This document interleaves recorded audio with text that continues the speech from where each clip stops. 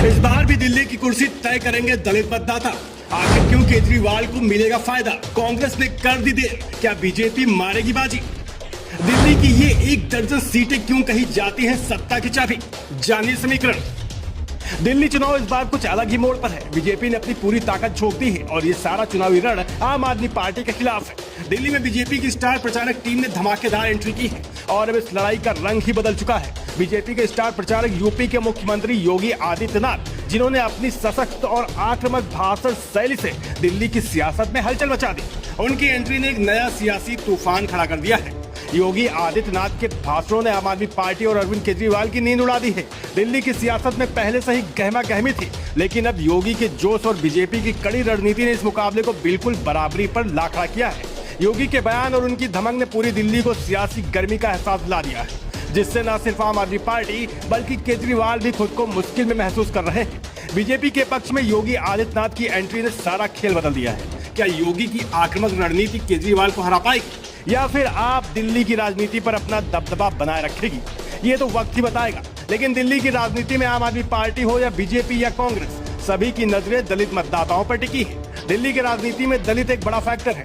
दलित जिसके साथ होते हैं उसकी सरकार बननी तय है। प्रदेश में 12 सीटें अनुसूचित जाति के लिए आरक्षित है, जबकि 20 सीटों पर इनका दबदबा है। दिल्ली का दलित वोट सरकार बनाने में बड़ी भूमिका निभाता है और यही कारण है कि इन्हें अपने पाले में लाने के लिए तीनों ही पार्टियों ने वादों का पिटारा खोल दिया है। आपको बता दें, दिल्ली की 70 में से 12 सीटें अनुसूचित जाति के लिए आरक्षित हैं। वहीं करीब 17% मतदाता दलित हैं।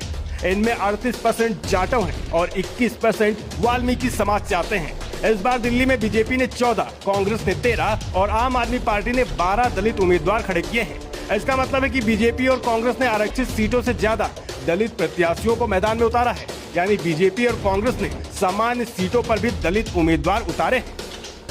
बता दें, दिल्ली की आरक्षित सीटों पर जिस भी पार्टी का पलड़ा भारी होता है, सरकार उसी की बनती है। 2020 और 2015 में आपने सभी 12 सीटें जीती और सत्ता पर काबिज हुई। 2013 में आपने 9 सीटें जीती और सरकार बनाई।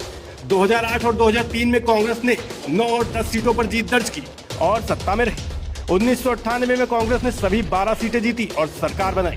1993 में बीजेपी ने 8 सीटों पर जीत दर्ज की और सरकार बनाई। यानी दिल्ली की सत्ता का रास्ता इन 12 सीटों से होकर गुजरता है। अब ये देखना दिलचस्प होगा कि आखिर दलित वोटर्स को लुभाने में कौन कामयाब होगा।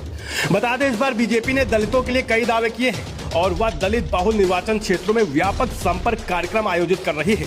हालांकि केंद्रीय गृह मंत्री अमित शाह द्वारा राज्यसभा में डॉक्टर भीमराव अंबेडकर पर की गई टिप्पणी ने आप और कांग्रेस समेत विपक्षी दलों को भाजपा पर हमलावर होने का मौका दे दिया है। इससे कि दलित वोटर छिटक सकते हैं। हालांकि केजरीवाल को उनकी योजनाओं का फायदा मिल सकता है। Bureau report, UP news.